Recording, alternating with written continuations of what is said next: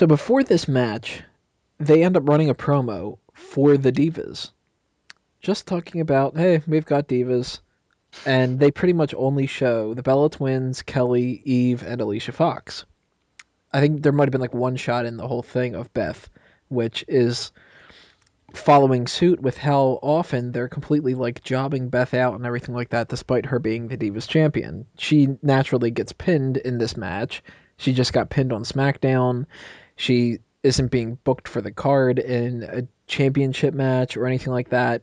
Beth wasn't even really a part of this match, period. Beth was basically there because she's the Divas champion, and that's it. If they could have gotten away with doing Eve against Kelly, or, well, they probably would have done Eve against Maria more than anything else, but that's basically the whole linchpin of this match was let's get Eve Torres something to do because we don't already have something else for her to do in the general manager match, but we'll get to that eventually. Uh, shit Do you remember the match. stupidest thing that was said though on the promo before this match, Tony? What was that?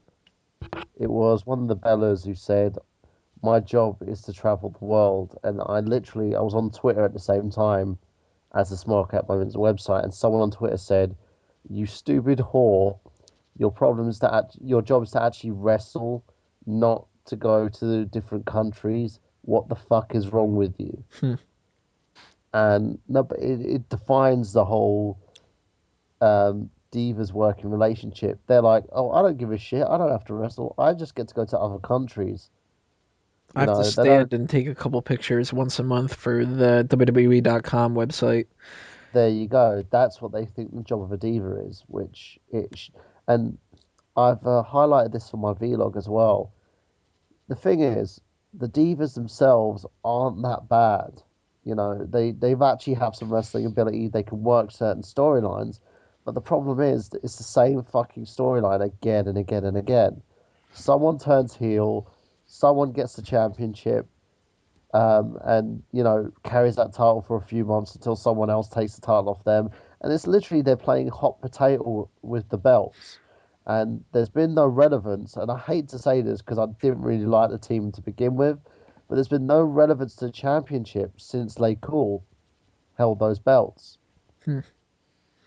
And they at least made it interesting. Well, the most interesting part of this match seems to be what happened afterwards, which I didn't notice at all.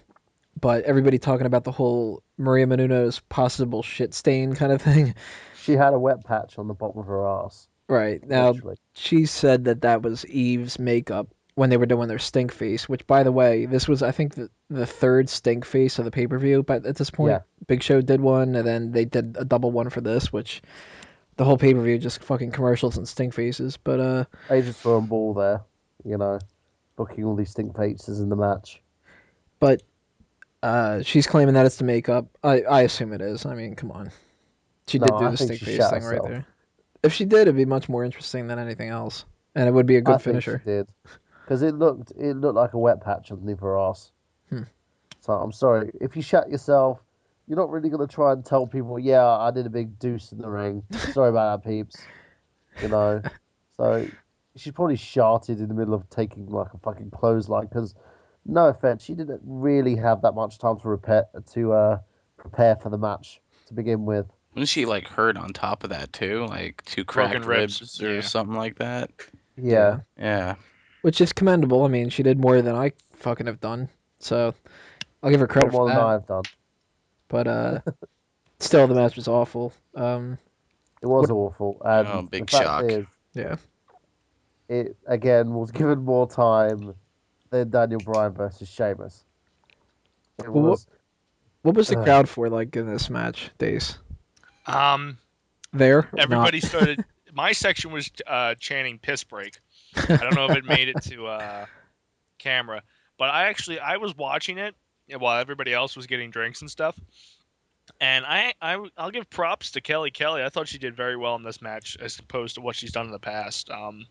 She's probably one of the few people who went all out for this pay per view. So She hit that really nice flip from the Yeah, I top was rope. yeah, yeah, I was about to comment on that, so at least it had somewhat of a highlight with that move. Yeah, that was clearly the best part of the whole match. hmm And it's a shame they didn't just go out, do that move, pin, and make that the 18-second match. Yeah. But what can you expect? It's WWE Divas. It's WrestleMania where you have to have the celebrity win. They always fucking win. Again, poor booking as well on their part because no one gave a shit about this match. No. Nobody. I don't But even think someone the was fucking waiting people for at a nip Access slip. Hollywood and stuff did. Yeah, people were just waiting for a nip slip. That was it. They Right. wanted to see some minge, which is sad. But can't blame No. them. No, of course I not, miss the like, days of Trish Stratus and the whale tail. Don't we all? Uh, that's going to lead us into the next part 7, the Hell in a Cell, where we actually have something to talk about. And the crowd Yay! showed up. Relevant. Yeah, and the fucking pay-per-view showed up, for fuck's sake. Check out part 7 coming up right now.